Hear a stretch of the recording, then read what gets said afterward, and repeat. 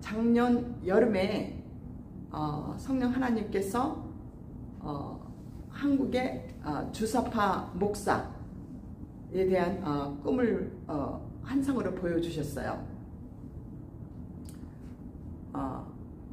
이것은 지금 한국의 그 교회에 그 가짜 양가족을 뒤집어쓴 사꾼 이리때 같은 목사들이 스스로 목사가 되어서 한국 교회 목사들을 협박하는 꿈을 환상으로 보여주셨어요. 그래서 지금 한국 교회가 이 주사파는 주체사상, 그 김일성을 주체사상, 김일성을 신처럼 모시는 거죠. 신처럼 김일성을. 근데 지금 이제 김일성이 죽고 김정일도 죽고 지금 3대 세습으로 김정은이 지금 세습을 해서 독재를 하고 있죠.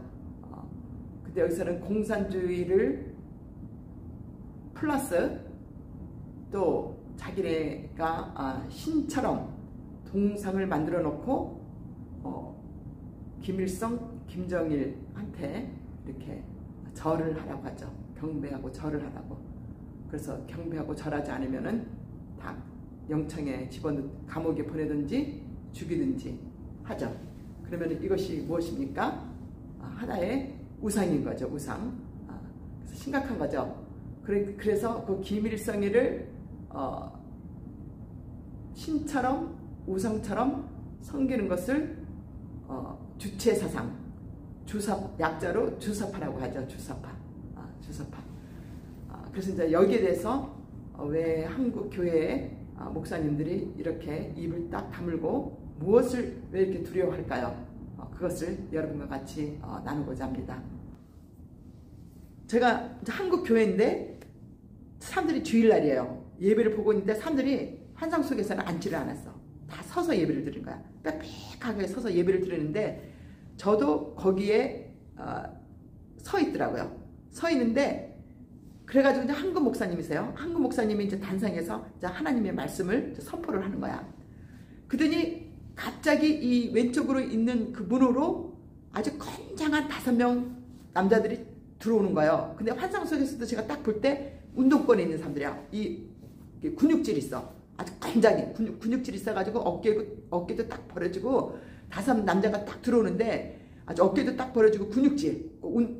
그 운동권에 있는 사람들처럼 몸이 딱 그래요.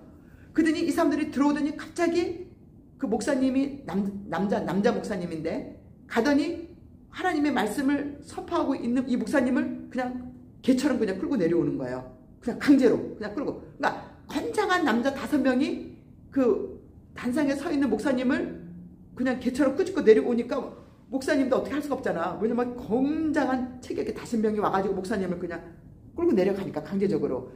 그러니까 이 환상 속에서 그 교회 예배드리는 성도들도 다들 멍하게 쳐다보고 있는 거예요. 그리고 저도 그 꿈속 환상 속에서 그냥 저도 이들처럼 쳐다보는 거예요. 왜냐면 갑자기 일어나는 일이니까.